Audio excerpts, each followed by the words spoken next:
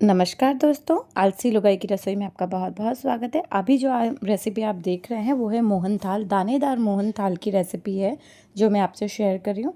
एक बार इस रेसिपी को आप ज़रूर बनाइए और जिस तरह से मैंने टिक एंड ट्रिप्स, इसमें जो हलवाई के टिक एंड ट्रिप्स होते हैं, जिस तरह से इसे हलवाई बनाते हैं, मैंने एकदम उसी तरह से बना के आपको बताया है और बहुत आसान तरीके से ये मैंने मोहन थाल बनाया है।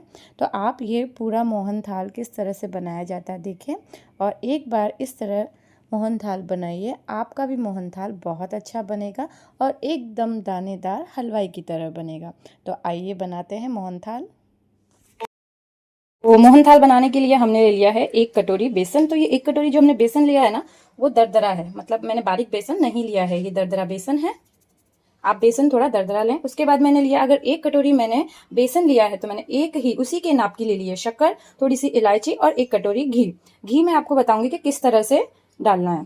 तो चलिए हम लोग शुरुआत करते हैं मोहन थाल बनाने के। ये देखिए मैं गैस को चालू कर दिया है और अब मैं डाल रही हूँ ये घी। तो घी एकदम से हमें ज्यादा नहीं डालना है। 1 कटोरी बेसन लिया है तो उसके अंदाज से मैंने 1 ही कटोरी घी ले लिया है। अब इसके अंदर मैं डाल दूंगी बेसन।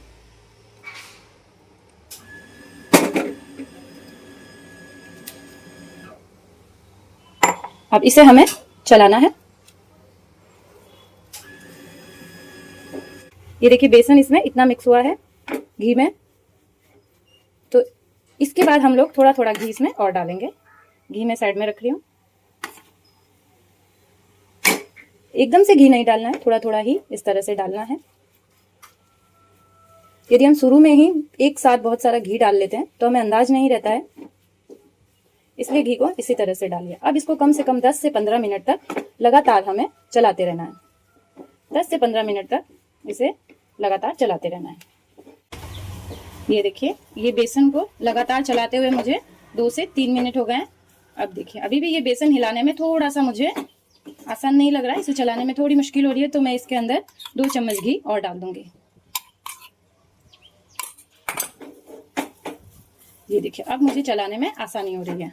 बस इतना घी इसमें काफी है। अब आप इसमें घी नहीं डालेंगे। अब ये आसानी से चल रहा है। तो इसमें 1 कटोरा जो मैंने भर के बेसन लिया था उसमें अभी तक आधा कटोरी घी चला गया है। 1 कटोरी बेसन में आधा कटोरी घी लग गया है। और ये देखिए अब ये चलाने में एकदम आसान है। तो इससे ज्यादा आपको घी अब इसमें नहीं डालना है। अब इसको मैं लगातार चलाऊंगी, कम से कम 10 से 15 मिनट के लिए मैं इसे लगातार चलाती रहूंगी। अभी इसे बिल्कुल नहीं छोड़ना है, लगातार चलाते रहिए। और जो गैस की फ्लेम है वो मैंने एकदम मीडियम करके रखी, बताती हूँ मैं आपको। ये देखिए गैस की फ्लेम को आपको बिल्कुल तेज नहीं करना है, मीडियम। देखिए बेसन एकदम हल्का हो गया है। जो साइड में आप देख रहे हो वो है 15 मिनट पहले का और अभी ये 15 मिनट बाद का बेसन है। ये देखिए ये बेसन एकदम हल्का हो जाएगा। तो घी की इतनी ही आवश्यकता है। आप इस बेसन के टेक्सचर को देखिए बस। अब आप इसमें घी और नहीं डालेंगे। तो हमारा जो 1 कटोरी, 1 बाउल भर के हमने बेसन लिया था ना, उसके अंदर हमारा आधा कटोरी घी चला गया। यानी 1 कटोरी भर के, यदि 1 कटोरा भर के मैंने जो बेसन लिया था तो उसमें उसका आधा घी लग गया है। यानी तो इसे लगातार चलाते हुए मुझे 10 से 15 मिनट हो गए हैं। मैंने इसे लगातार चलाया है और अब देखिए इसमें घी देखिए। अब इसमें घी की कोई जरूरत नहीं है। तो आपको इसी तरह का टेक्सचर रखना है। यदि इस तरह का टेक्सचर 15 से 20 मिनट हिलाने के बाद ना आए तो आप 2 चम्मच घी डाल दीजिए और घी कम कम डालिए। पहले से अगर हम ज्यादा घी डाल देते हैं तो ये जो बेसन होता है ना, वो ज्यादा घी उसी समय सोख लेता है और आपको पता नहीं चलता है कि इसमें कितना घी जाएगा और बाद में चक्कियों में घी हमेशा ज्यादा हो जाता है। तो आप थोड़े थोड़े घी से शुरुआत करिए और इस तरह का टेक्सचर बनाने की कोशिश करिए कि जब 50% बेसन सीख जाए तो इस तरह का टेक्सचर आ जाए। ये देखिए बस हिलाने में इस तरह का रहे तो इतना ही घी इसमें जाएगा, आपका घी ज्यादा नहीं होगा।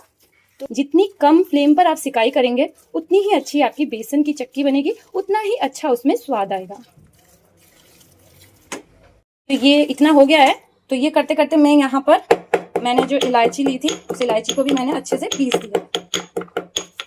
इलायची का पाउडर मैंने तैयार कर लिया है और ये भी मैं साथ में हिलाती जा रही हूँ। इस वक्त में आप अगर 1-2 मिनट इसे छोड़ेंगे तो कोई प्रॉब्लम नहीं है। जब बेसन घी छोड़ देता है तो 1-2 मिनट इसे छोड़कर आप अगला दूसरा काम कर सकते हैं। साथ ही ये जो मैंने पैन लिया है ना, ये जो पैन लिया इसे भी मैं घी से ग्रीस कर देती हूँ। इसे भी आप, तो ये जब बेसन की चक्कियाँ इस तरह की हुई है। ये बेसन हमारा इतना सिका है तो हम दूसरा काम भी कर सकते हैं तब तक। ये देखिए मैंने जो ये इलायची है, ये पाउडर, इलायची पाउडर जो है वो मैंने तैयार कर लिया है। साथ ही ये मैंने एक पैन लिया है, तो इस पैन पे घी लगाकर आपको इसे अच्छे से ग्रीस कर देना है। अच्छे से घी को इसमें चारों तरफ लगा देना है। इस घी को आप चारों तरफ अच्छे से लगा दीजिए। बेसन को देख लेते हैं। ये देखिए बेसन, ये देखिए बेसन अभी कम से कम इस तरह का सीख गया। बेसन का टेक्सचर एकदम नजदीक से मैं आपको बताती हूँ तो ये देखिए ये इस तरह का हो गया है। ये देखिए लाल हो गया है ये। अभी भी इसमें 20% सिकाई बाकी है, तो अभी इसे और सिकने देते हैं। देख रहे हैं ना बेसन, ये आपका फुल बेसन सिक के तैयार हो गया है। देखिए एकदम लाल हो गया है। थोड़ा सा मैं आपको नजदीक से बताती हूँ। इस तरह का टेक्सचर चाहिए और गिरने में ये इस तरह रख रहा है। तो इस तरह का जब आपका बेसन एकदम मीडियम फ्लेम पर सिक जाए तो अब मैं आपको एक ट्रिक बताती हूँ कि जो हमने बेसन लिया था वो तो ऐसे ही ले लेता थोड़ा सा दरदरा बेसन। यदि आपके पास दरदरा बेसन नहीं है और वो लोग जो मोगरी पाटते हैं या पहले से घी या दूध लगाते हैं, वो भी हमने इसमें नहीं लगाया था, तो आपको फिर भी अगर दानेदार जो मोहन थाल है वो दानेदार बनाना है तो उसकी ट्रिक है, इस मोहन थाल को दानेदार बनाने के लिए आपको थोड़ा सा पानी इस तरह से हाथ में लेना है और ध्यान रखते हुए इसके अंदर इस तरह से छींटे डालकर इसे हिलाना है। तो ऐसा करने से आपका जो मोहन थाल होगा ना उसके अंदर दाने पड़ जाएंगे। जो हम बोलते हैं ना दानेदार मोहन थाल, वो कैसे बनता है हमें नहीं आता है। तो आप यदि इस तरह की ट्रिक लेंगे तो जब हमने पानी डाला है तो अब इन जो बुलबुले उठे हैं ना इनको बैठने देते हैं, इसमें दाने पड़ रहे हैं। ये देखो अब ये दाने बिल्कुल बैठ गए हैं। तो एक बार कर लिया है हमने और ये पूरा सिकने के बाद ही करना है, बीच में नहीं करना है। पूरा जब सिक जाएगा आपका बेसन उसके बाद ही करना है। फिर से मैं हाथ में थोड़ा सा पानी ले रही हूँ ये, और इस तरह से इसमें पानी के छींटे डाल रही हूँ। देखिए फिर से ये फूला। अब इन छींटों को ना बैठने का इंतजार करना है, एकदम से भर के नहीं डालना। मैंने 2 बार किया है तो 2 बार में अब इस ये जो है ना बेसन इसमें दाने बन जाएंगे। जो दानेदार मोहन थाल होता है तब इसमें वो दाने बनने की प्रक्रिया हो रही है। अब जब तक इसको हिलाते रहना है तब तक कि ये दाने या ये बेसन एकदम वापस बैठ नहीं जाता है। तो अभी जो हो रहा है वो इसमें दाने बनने का कार्यक्रम हो रहा है, यानी इसके अंदर दाने बन रहे हैं। अभी देखिए दाने पूरे बन गए इसके अंदर। ये मोहन थाल वापस नॉर्मल हो गया है। इस वक्त पे आपको इसे लगातार हिलाते रहना है, छोड़ना बिल्कुल भी नहीं है, और गैस की फ्लेम को भी मीडियम पर ही रखना है।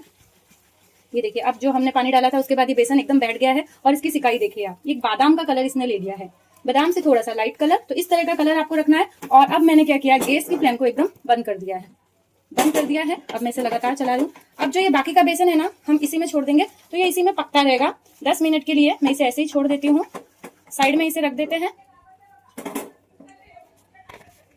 ये इसको मैंने साइड में रख दिया है। अब हम चाशनी बनाएंगे। दूसरे गैस पे मैंने इसे शिफ्ट कर दिया है, गैस बंद कर दी है। इसे अब हम ऐसे ही छोड़ देते हैं।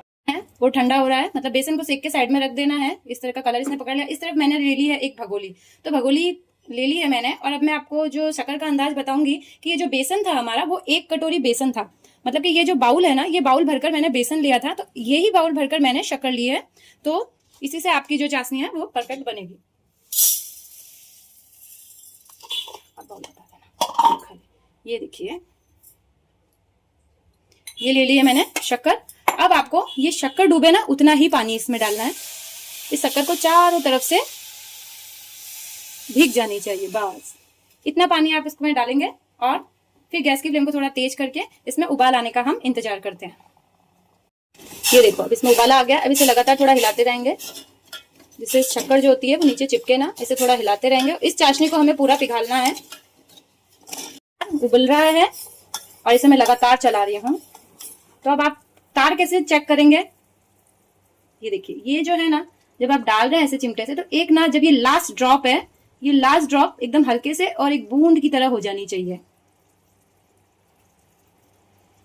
ये देखिए अब हाथ से भी आपको चेक करके बता देती हूँ। ये मैंने लिया हल्की सी चाशनी अपने हाथ पर, और इस तरह से हमें तार देखना है। ये देखिए एक तार ना हल्की ठंडी हो जाने के बाद में ऐसा तार खींच रहा है। ये देखिए ये जो तार है, बस ये तार बन गया है ना, तो मतलब आप ये देखिए ये जो तार आ रहा है ना, ये जो तार, ये तो अब इसके अंदर मैंने ले लिया थोड़ा सा मीठा कलर। ये ऑर्गेनिक फूड कलर है, आप चाहे तो डालें, ना चाहे तो ना डालें। मैंने थोड़ा सा ऑर्गेनिक फूड कलर लिया है। इससे आपकी जो मोहन थाल का कलर है ना वो बहुत अच्छा आएगा। अब इसके बाद हमको गैस की फ्लेम को एकदम बंद कर देना है। गैस की फ्लेम को बंद कर दें, क्योंकि हमारी चाशनी जो है वो बन गई है। इसे लगातार हिलाते रहें। ये देखिए, जो आपको मैंने तार बताया था, इस तरह से ये चाशनी बन जानी चाहिए। अब इसे हम नीचे ले लेते हैं। चाशनी हमारी एकदम रेडी है। अब जो हमने बेसन लिया था, वो बेसन एकदम गरम गरम बेसन नहीं होना चाहिए, चाशनी आपकी गरम रहेगी और इस चाशनी को इस बेसन में मिला लीजिए। जो पूरी चाशनी है वो मैंने बेसन में मिला लिया। अब मैं धीरे धीरे इसे मिलाऊंगी। साथ ही मैंने अपना जो पैन है उसे भी ग्रीस करके रख लिया था और मैं अब इसे चलाऊंगी।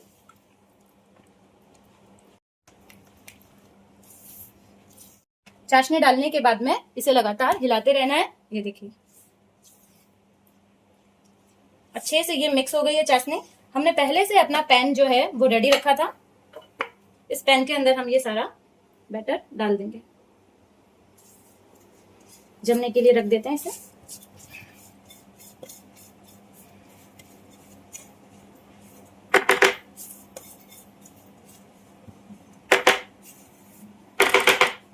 अब हम इसे कम से कम आधे घंटे के लिए ऐसे ही छोड़ देते हैं। ये देखिए, 10 मिनट बाद हमारी चक्की इस तरह से जम गई है। तो अब आप इसके ऊपर डाल दीजिए कटे हुए काजू या बादाम, जो भी आपको पसंद हो। आप इसे अभी सजाने के लिए ले लीजिए। उस समय जब गरम गरम चक्की थी, उस समय यदि आप काजू बादाम या कुछ भी तरह की चीज इसमें लगाते हैं तो वो अंदर एकदम बैठ जाती है। इसलिए इनको जब ये थोड़ी सेट हो जाए तभी इसे इस तरह से लगाएं। हल्का सा इसे टैप कर लें और चम्मच से इस तरह से दबा लें, ताकि ये जितने भी काजू बादाम आपने इसके ऊपर डाले हैं, मैंने बादाम की कतरन बारीक बारीक काट के इसके ऊपर सजाई है।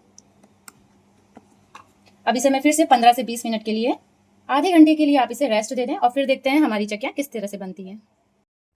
ये देखिए, आधे घंटे बाद में हमारी जो मोहन थाल है वो इस तरह से जम के तैयार हो गई है। तो मैंने इसमें इस तरह से कट लगा दिए हैं।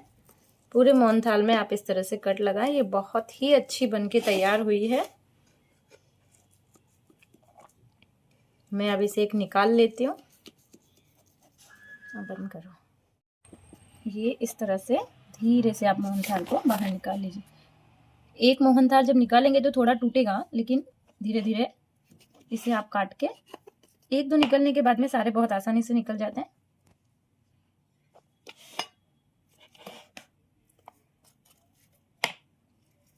ये देखिए, हमारे मोहन थाल बहुत ही सॉफ्ट और बहुत ही अच्छे बनके तैयार हो रहे हैं।